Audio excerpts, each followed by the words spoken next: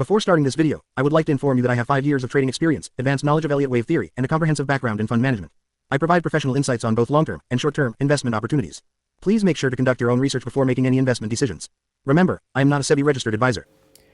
So hello guys, welcome back to another video. Today we're going to talk about some penny stocks which can give multi-bagger returns in 2025. First stock is MTNL. As you can see in this chart, it's forming an inverse head and shoulder pattern and it has given a breakout. Now it's retesting. Volumes are high too. ठीक है, इसमें retest दे चुका है ये और अभी यहाँ पे वॉल्यूम्स ही काफ़ी ज़्यादा हाई है, तो हम एक्सपेक्ट कर सकते हैं कि इस वॉलेटिलिटी में हमको एक अच्छा टारगेट मिल सकता है। और हम अगर टारगेट देखें तो हमें जो टारगेट मिल रहा है वो 760% का, यानी कि 356 के आसपास का हमारा टारगेट बनेगा। तो अगर हम कैलकुलेट करें करंट प्राइस है तो 645% का हमारा रिटर्न इसमें बन सकता है लॉन्ग टर्म में, यानी कि 2 to 3 years it can take. And if you talk about 2025 we can expect 200% of return. Stock का पी यहाँ पे नहीं है, वजह भी मैं आपको बता दूंगा। प्रोस भी नहीं है, कॉन्स बहुत ज़्यादा हैं। ठीक है, यहाँ पे इंडस्ट्री का पी 51 के आसपास चल रहा है। So if you talk about profit and loss, you can see it's in huge loss, -431, expenses are too high, sales are too low. And if you talk about the balance sheet, you can see the reserves is in loss, -25,000, borrowings are too much, 31,000, shareholding patterns is okay, not so bad, not so good। आज तो हमारा दूसरा जो हमारा stock होने वाला है वो ना IOL, केमिकल एंड फार्मा। अगर इनकी काउंटिंग करें तो 1 2 3 4 5 फिफ्थ वेव इसमें भी रनिंग है। So we calculate the target of fifth wave, so हमारा जो टारगेट बनेगा 0.618 और 100% जो हमारा मैक्स बनने वाला है, मिनिमम 0.618 हमारा मिल सकता है हमें।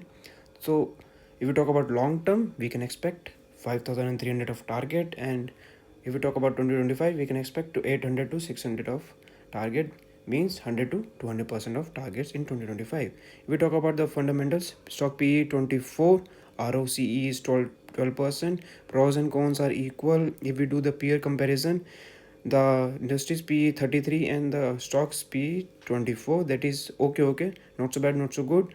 Operating profit is marginal, and we talk about balance sheet okay, not so much borrowings, liabilities are less. Shareholding patterns, it's good, FII is there and DI is not. So our third stock is GMR Power and Urban Infra। तो अब यहाँ पे देखो GMR लिखा है, यानी कि इसका एयरपोर्ट भी है, इंफ्रा भी है और अब ये पावर में भी है।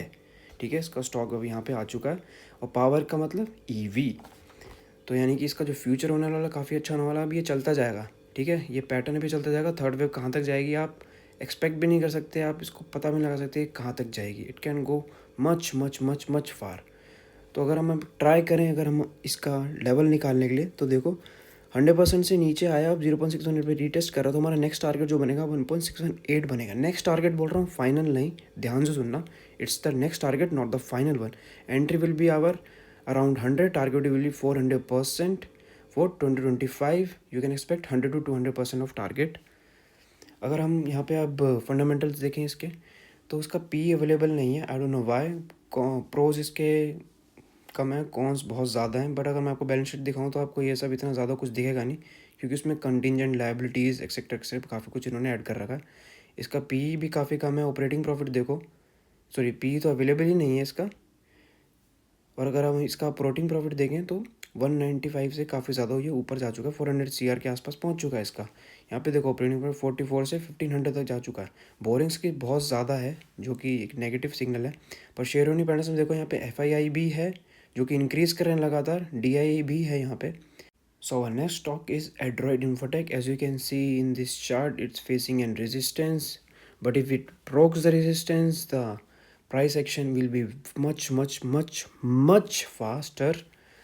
And if we talk about the target would be this 160।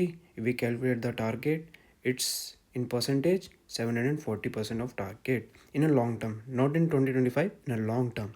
if we talk about 2020, तो हमें इसको ऐड करना है 19 के आसपास, एंट्री हमारी होगी 19 के आसपास। टारगेट हमारा 160 का होगा लॉन्ग टर्म में।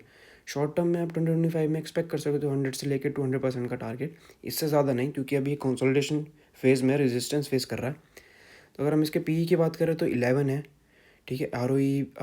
ROCE भी इसका अच्छा है। प्रोज एंड कॉन्स कुछ ज़्यादा इसमें कुछ बड़ा नहीं है। अगर आपको अब देखो यहाँ पे पी देखो इंडस्ट्री का 43 और इसका 11 है, तो ये काफ़ी अच्छी बात है। ऑपरेटिंग प्रॉफिट देखो इसका माइनस में था, 6 CR तक पहुँच चुका है, यानी कि काफ़ी ज़्यादा मल्टीप्लाई हो चुका है। शेयर होल्डिंग पैटर्न्स में भी आप देखोगे थोड़ी सी दिक्कत है, बट चलेगा, इतना रिस्क तो लेना ही पड़ेगा। और last stock is Shish industries.